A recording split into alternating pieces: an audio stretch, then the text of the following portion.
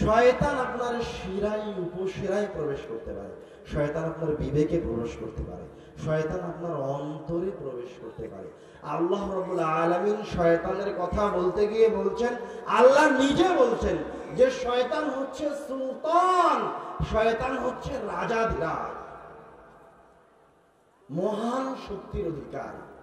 শয়তানের কাছে যত শক্তি আছে তত শক্তি আমার আপনার কাছে। আমি আপনি যদি শয়তান থেকে বাঁচতে চাই তো আল্লাহ রাব্বুল আলামিন যে পদ্ধতি শিখিয়ে দিলেন ওই পদ্ধতি অবলম্বন করেই বাঁচতে হবে। শয়তানের শক্তি দেখেন আরো স্পষ্ট হন। আমাকে আপনাকে নিয়ে শয়তান সদা সর্বদা চক্রান্তে লিপ্ত আছে। আপনার তো চিন্তা ভাবনাই নাই, আপনি তো ভালো কাজের চিন্তাই করেন না, কিন্তু শয়তান আপনাকে নিয়ে 24 ঘন্টা ব্যস্ত আছে। এমনকি আপনার যেই সন্তানটা আপনার পাঁজরে অবস্থান করছে, এখনো শুক্রকীট অবস্থায় আছে, শয়তান ওই শুক্রকীট নিয়ে চিন্তা ভাবনা করে, পরিকল্পনা করে। কথা কি বুঝতে পারছেন? শয়তান আপনার পাঁজরে থাকা শুক্রকীট থেকে আপনার যে সন্তান জন্মগ্রহণ করবে তাকে নিয়ে পরিকল্পনা করে শয়তান। তো বিপরীতে রাসূল সাল্লাল্লাহু আলাইহি ওয়াসাল্লাম আমাদেরকেও বিধান শিখিয়ে দিচ্ছেন যে তোমার এই সন্তানটাকে যদি শয়তান থেকে বাঁচাতে চাও, তুমি যদি মনে করো তোমার এই শুক্রকীট থেকে যে সন্তান জন্মগ্রহণ করবে সেই সন্তান যেন শয়তানের ওয়াসওয়াসায় না পড়ে, তাহলে তোমরা এই দোয়াটা বলো, আল্লাহুম্মা জান্নিবনা শাইতানা ওয়া জান্নিবিশ শাইতানা মা রাযাকতানা। আপনি যখন আপনার স্ত্রীর সাথে মিলনে যাবেন তখন আল্লাহ রাব্বুল আলামিনকে বলবেন, আল্লাহুম্মা জান্নিবনা শাইতান, হে আল্লাহ আপনি আমাকে আর আমার স্ত্রীকে শয়তানের ওয়াসওয়াসা থেকে রক্ষা করুন। ওয়াজান্নিবিশ শাইতানা মা রাযাকতানা, আর আমার স্ত্রীর মিলনের মাধ্যমে যে সন্তান এই পৃথিবীতে আসবে আপনি তাকে শয়তান থেকে রক্ষা করুন। আপনি কি বুঝতে পারছেন শয়তান কত শক্তিশালী? আপনি কি বুঝতে পারছেন প্রত্যেকটা পদে পদে প্রত্যেকটা জায়গায় জায়গায় শয়তান বসে আছে আপনাকে পথভ্রষ্ট করার জন্য। কোন ভালো জায়গাও ফাঁকা নাই, কোন খারাপ জায়গাও ফাঁকা নাই। শয়তান আপনাকে কুরআনুল কারীমকে দিয়ে শিরকে নিয়ে যায়, শয়তান আপনাকে কুরআনুল কারীমকে দিয়ে বেদাতে নিয়ে যাবে, শয়তান আপনাকে এই মাহফিলের হুজুরকে দিয়ে পথভ্রষ্ট করবে। আপনার যদি বিশ্বাস না হয় তাহলে আসুন শুরু থেকে শুরু করি, আদম আলাইহিস সালাম থেকে শুরু করি। আদম আলাইহিস সালামকে আল্লাহ নিজে হাতে নির্মাণ করেছেন। আদম আলাইহিস সালাম সরাসরি মহান রব্বুল আলামিনের নাফরমানি মরে গেলেও করবে না। আমি আপনি তো করব না, তো আদম আলাইহিস সালাম তো নবী, উনি করবেন আল্লাহর নাফরমানি? উনি কোনদিন করবেন আল্লাহর নাফরমানি? বলেন, করবেন না। তো তাকে নাফরমানি করানোর জন্য শয়তান একটা পদ্ধতি অবলম্বন করেছে, পদ্ধতিটা ভালো। বুঝতে পারেননি এখন কথা? তো তাকে যে আল্লাহর নাফরমানি করাতে হবে, তো কিভাবে করাবে শয়তান? শয়তান এসে আদম আলাইহিস সালামকে হাওয়াকে বলছে, ইন্নী লাকুমা লামিনান নাসিহিন। আদম আর হাওয়া শোনো, আমি খুব পরহেজগার ব্যক্তি, আমি তোমাদেরকে উপদেশ দেওয়ার জন্য এসেছি, তোমাদেরকে উপদেশ দেওয়ার মতো কেউ নাই। আদম আর হাওয়াকে বলছে। কে এসে বলছে? শয়তান এসে বলছে। দেখেন, শয়তান কিন্তু সরাসরি মনোযোগ দিয়ে শোনেন, সরাসরি আদম আলাইহিস সালামকে নাফরমানি করেন। এসে কি বলছে? ইন্নী লাকুমা লামিনান নাসিহিন, আমি হচ্ছে তোমাদের একজন ধর্মগুরু, আমি হচ্ছে তোমাদের উপদেষ্টা, আমি তোমাদেরকে নসিহত করতে এসেছি, তোমরা আমার উপদেশ গ্রহণ করো। তোমরা যদি আমার উপদেশ গ্রহণ করেছো তাহলে তোমরা চিরদিন জান্নাতে থাকতে পারবা, তাহলে তোমরা কোনদিন বার্ধক্যে উপনীত হবা না। তোমাদেরকে কি করতে হবে? তোমরা এই গাছের ফলটা খেয়ে না। কত সুন্দর করে পথভ্রষ্ট করছে শয়তান। শয়তান যদি আদম আলাইহিস সালামকে সরাসরি বলতো যে আল্লাহ তোমাকে এই গাছের নিকটবর্তী হতে নিষেধ করেছে, তুই এই গাছের ফল খা, এই কথা বলে যদি আদম আলাইহিস সালামের বুকে ফল কোনোদিন খেতেন না, কোনোদিন খেতেন না, কোনোদিন ভক্ষণ করতেন না। কিন্তু আদম কি করছে? এটা সুন্দর পদ্ধতি অবলম্বন করছে। তো আপনি কি মনে করছেন যে শয়তান শুধু আদম আলাইহিস সালামকেই পথভ্রষ্ট করার চেষ্টা করেছে, আপনাকে করে না? আপনাকেও করে। এই স্টেজে, এইরকম স্টেজে বসে থেকে শয়তান আপনাদেরকে সামনে রেখে কথা বলে, আপনাদেরকে উপদেশ দেয়। শয়তান এসে, আমরা কোন সময় কারো নাম নিয়ে কথা বলি না, কিন্তু এই স্টেজে বসে বাংলার মুসলমানের সামনে মহান রব্বুল আলামিনকে অপমান করে চলে যায়, আপনি বুঝতে পারেন? একজন বক্তা স্টেজে বসে হাজার হাজার মুসলমান জনতার সামনে, তাওহীদি জনতার সামনে, যাদের প্রত্যেকটা মানুষের অন্তরে ঈমান আছে, যারা আল্লাহর জন্য যে কোনো সময় তার জীবনটা বিলিয়ে দিতে প্রস্তুত, যে মানুষগুলি রাসূল সাল্লাল্লাহু আলাইহি ওয়াসাল্লামের মুহাব্বতে তাদের জীবনটা সব সময় হাতে নিয়ে আছে, কুরবান করতে প্রস্তুত, তাদের সামনে দাঁড়িয়ে এইরকম স্টেজে বসে থেকে একজন মানুষ বলছে, একজন মানুষ একটা আহ্বান করছে, বলছে যে আল্লাহর নাম নিয়ে তোমরা অমুক ব্যভিচারিণীর দিকে তাকাও। নাউযুবিল্লাহি মিন যালিক। আমি ব্যভিচারিণীর নাম নিচ্ছি না, এর চেয়ে বড় কষ্টের কি আছে? এই ভিডিও আপনারা যারা ফেসবুক চালান তারা সবাই দেখেছেন। আমাদের একজন ইন্ডিয়ান নায়িকাকে দেখার আহ্বান করছে, স্টেজে বসে থেকে একজন ব্যভিচারিণীর দিকে তাকাতে বলছে, একজন জিনাকারীর দিকে তাকাতে বলছে, শুধু তাকাতে বলেনি, বলছে আল্লাহ রাব্বুল আলামিনের নাম নিয়ে তাকাও। নাউযুবিল্লাহি মিন যালিক। হে আল্লাহ, তুমি এই উম্মতকে রক্ষা করো। আপনি বুঝতে পারছেন না শয়তান আপনাকে কিভাবে পথভ্রষ্ট করে। আদম আলাইহিস সালামকে পথভ্রষ্ট করেছে। আদম আলাইহিস সালামকে সে বলছে ইন্নী লাকুমা লামিনান নাসিহিন, আমি তোমাদেরকে উপদেশ দেওয়ার জন্য এসেছি।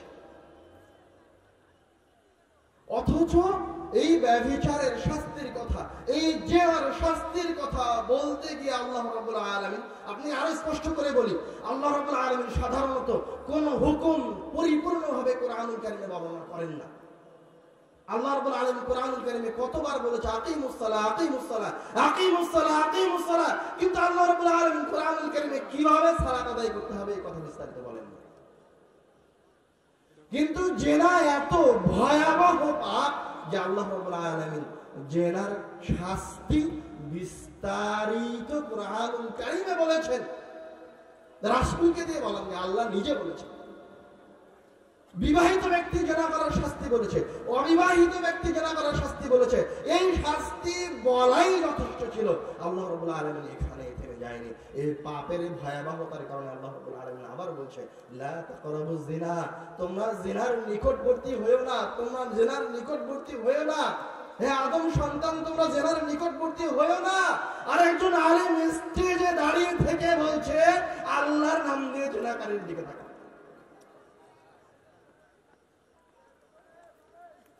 যদি মহান রব্বুল আলামিনের বিশেষ রহমত না থাকতো এই উম্মতের উপরে, তো ওই দিন ওই শ্রোতা সহ, ওই শায়েখ সহ জমিনের নিচে ধসে যেত। আল্লাহকে অপমান করছে। আমরা কথা বলছিলাম আউযু বিল্লাহি মিনাশ শাইতানির রাজিম নিয়ে, শয়তানের ভয়াবহতা। আপনি কখনো কোনো সময় শয়তানকে ভুলে যায় না। শয়তানকে কোনো সময় আপনার বিবেক থেকে বের করিয়েন না। যখনই যেই কাজ করেন না কেন, শয়তান আছে এই বিশ্বাস মাথায় রাখেন। শয়তান আপনাকে কোন দিক দিয়ে পথভ্রষ্ট করবে আপনি বুঝতে পারবেন, আপনার অজান্তে আপনি পথভ্রষ্ট হয়ে যাবেন।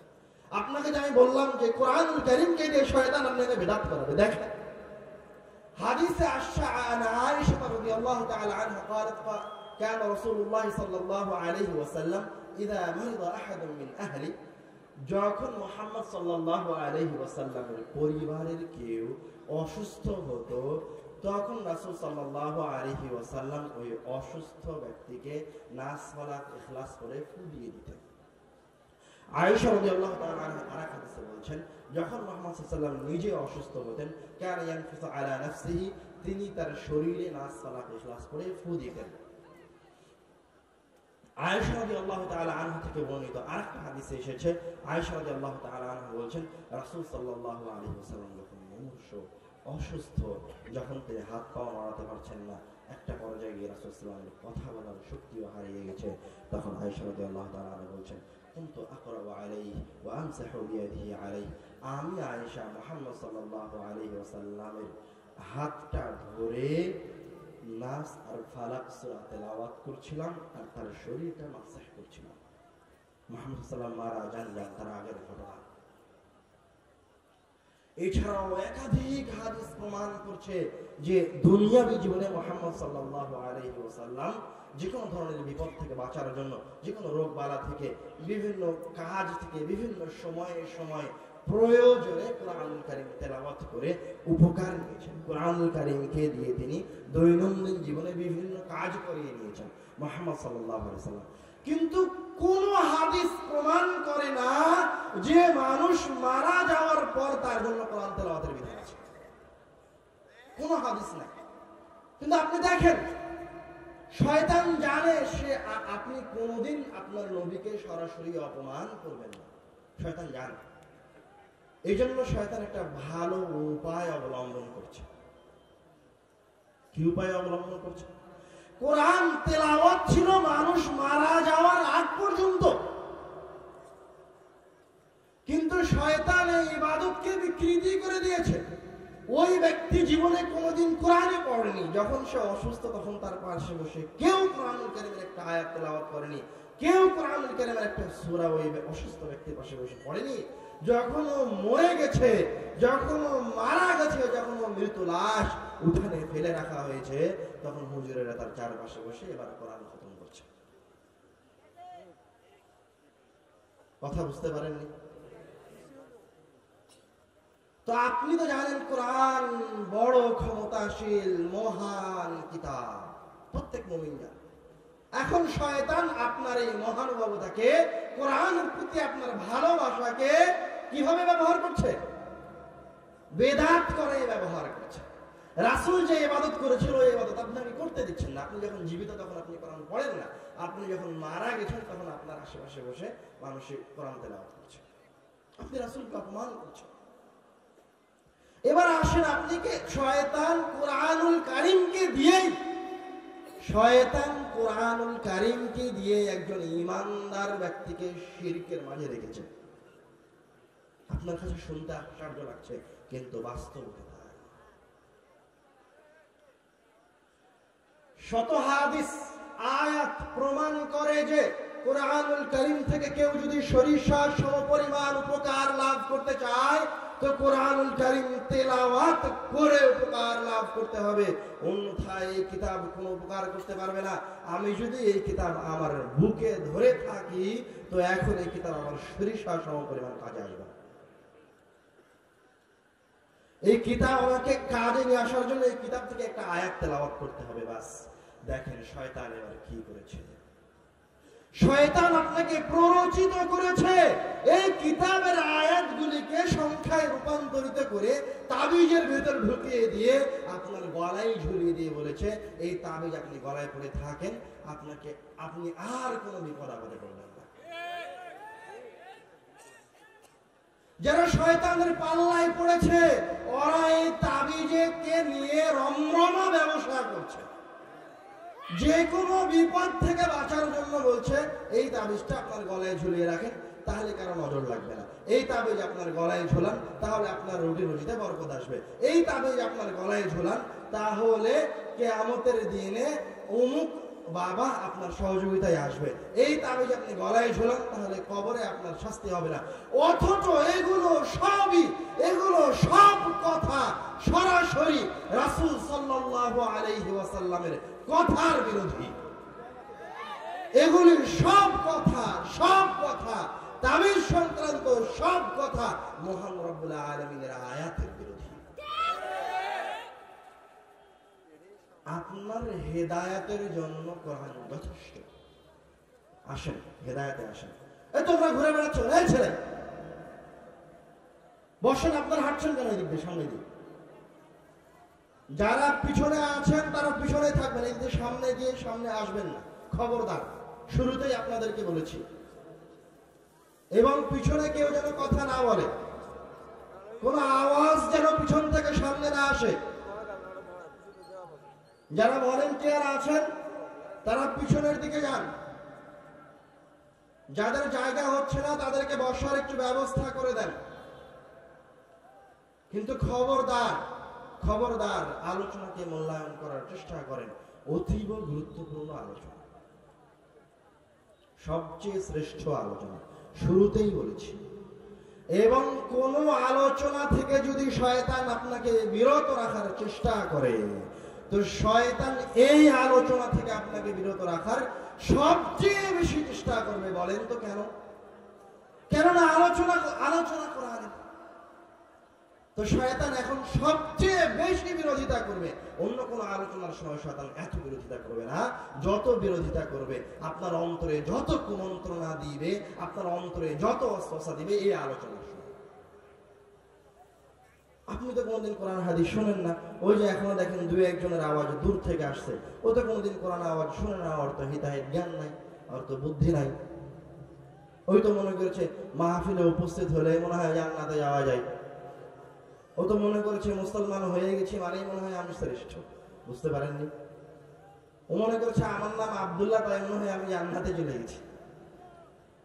যদি মুসলমান নাম দিয়েই পৃথিবীতে শ্রেষ্ঠ হওয়া যেত, যদি কোরআনুল কারীম আমার হাতে রেখে সবচেয়ে শক্তিশালী ক্ষমতাধর হওয়া যেত, তাহলে মুসলমানরা সবচেয়ে বেশি ক্ষমতাশীল হতো। যদি মুসলমান নাম দিয়ে আর কিতাব থাকার কারণে আর পাড়ায় পাড়ায় মসজিদ থাকার কারণে মুসলমানদের সম্মান ফিরে আসতো, মুসলমানরা সম্মানিত হতো, তো আজকে মুসলমানরা সবচেয়ে বেশি সম্মানিত হতো। কই বাংলাদেশের প্রত্যেকটা পাড়ায় পাড়ায় মসজিদ আছে, প্রত্যেকটা পাড়ায় পাড়ায় তো গির্জা নাই। বাংলাদেশের প্রত্যেকটা পাড়ায় পাড়ায় মসজিদ আছে, বাংলাদেশের প্রত্যেকটা পাড়ায় পাড়ায় তো মন্দির নাই। বাংলাদেশের প্রত্যেকটা পাড়ায় পাড়ায় মসজিদ আছে, কই বাংলাদেশের প্রত্যেকটা পাড়ায় পাড়ায় তো ইহুদিদের ইবাদতগাহ নাই। তো আপনি কেন অপদস্থ, আপনি কেন লাঞ্ছিত, আপনি কেন অপমানিত? ইহুদি কেন সম্মানিত, খ্রিস্টান কেন সম্মানিত? আপনার মাথায় প্রশ্ন আসে না? আপনি তো বুঝতেই পারেননি, আপনি জানেনই না সম্মানিত হওয়া যায় কি দিয়ে। আপনি মনে করেছেন চাক চমকপূর্ণ সুন্দর মসজিদ নির্মাণ করলে মনে হয় আল্লাহর নিকটবর্তী বান্দা হয়ে গেছেন। আপনি কোনোদিন না। আপনি মনে করেছেন 50টা 100টা কোরআনুল কারীম মসজিদে জমা করে রাখলে এই পাড়ার উপর রহমত বর্ষিত হবে না। ওই 50টা কোরআনকে যদি তেলাওয়াত না করা হয়, তো ওই কোরআনগুলি কিয়ামতের দিন আপনার বিপক্ষে দাঁড়াবে, পক্ষে দাঁড়াবে। ওমর রাদিয়াল্লাহু তাআলা আনহু থেকে বর্ণিত, রাসূল সাল্লাল্লাহু আলাইহি ওয়াসাল্লাম বলছেন, ইন্নাল্লাহ ইয়ারফাউ বিহাযাল কিতাবি আকওয়ামান ওয়া ইয়াদউ বিহি আখারিন। আল্লাহ রাব্বুল আলামিন এই কিতাবকে দিয়ে একটা জাতিকে সম্মানিত করবেন, আবার এই কিতাবকে দিয়ে একটা জাতিকে অপমানিত করবেন। তো আপনি কেন অপমানিত বুঝতে পারছেন না? আপনার পাড়ায় মসজিদ আছে কিন্তু কেউ কোরআন পড়ে না। আপনার ঘরে কোরআনুল কারীম আছে কিন্তু কেউ একদিন কোরআনুল কারীম তেলাওয়াত করে না। আল্লাহ তো বলছেন, আল্লাহর তো রহমতের অভাব নাই, নেয়ামতের অভাব নাই। আল্লাহ তো চাইলে এই পাড়ার প্রত্যেকটা মানুষকে কোটিপতি করে দিতে পারেন। আল্লাহ তো চাইলে আগামীকালকে এই পাড়া থেকে সব বালা মুসিবতকে উঠিয়ে নিতে পারেন। আল্লাহ তো চাইলেই আগামীকালকে এই এলাকা থেকে দারিদ্রতাকে দূর করে দিতে পারেন। আল্লাহর তো রহমতকে নিয়ে বসে আছেন। আল্লাহ বলছেন, তুমি আমার এই কিতাব পড়ো, আমি তোমার ঘরে নেয়ামত বর্ষণ করব, রহমত বর্ষণ করব। এই কিতাবের শিক্ষা ব্যবস্থা তুমি মসজিদে চালু করো, এই পাড়াতে আমি রহমত নেয়ামত বর্ষণ করব। কিন্তু আপনি পড়েন না। আল্লাহর প্রাণের নেয়ামতের অভাব নাই। তো আপনার পরিবারের যেই সদস্যটা কোরআনুল কারীম পড়ে না, এই পাড়ার যেই সন্তান কোরআনুল কারীম পড়ে না, এই পাড়ার যেই লোকগুলি কোরআনুল কারীম পড়তে জানে না, পড়ে না, ওরা হচ্ছে এই পাড়ার জন্য, আপনার পরিবারের জন্য, এই এলাকার জন্য বোঝা, কীট পতঙ্গ। বুঝতে পারেননি কথা? ওরা হচ্ছে আপনাদের এই সমাজের অবনতির কারণ, দরিদ্রতার কারণ। ওদের কারণে এই পাড়ায় রহমত নাই। ওরা হচ্ছে আপনার পরিবারের জন্য বোঝা, ওরা হচ্ছে এলাকার জন্য পায়খানা। বুঝতে পারেননি? ওদের কোনো মূল্য নেই, ওদেরকে ড্রেনে ফেলে দিতে হবে। আমরা আলোচনা করেছিলাম কোরআনুল কারীম শুরু করতে হবে কি দিয়ে। এই আলোচনা করতে গিয়ে আলোচনা লম্বা হয়ে গেছে শয়তানের কথা বলতে বলতে। কোরআনুল কারীম শুরু করতে হবে আউযু বিল্লাহি মিনাশ শাইতানির রাজিম দিয়ে। আগে আল্লাহর কাছে শয়তান থেকে পরিত্রাণ চাইতে হবে, তারপরে বলতে হবে বিসমিল্লাহির রহমানির রহিম। বিসমিল্লাহ পড়ে। এবার আসেন, আল্লাহ রাব্বুল আলামিন কোরআনুল কারীমে বলছেন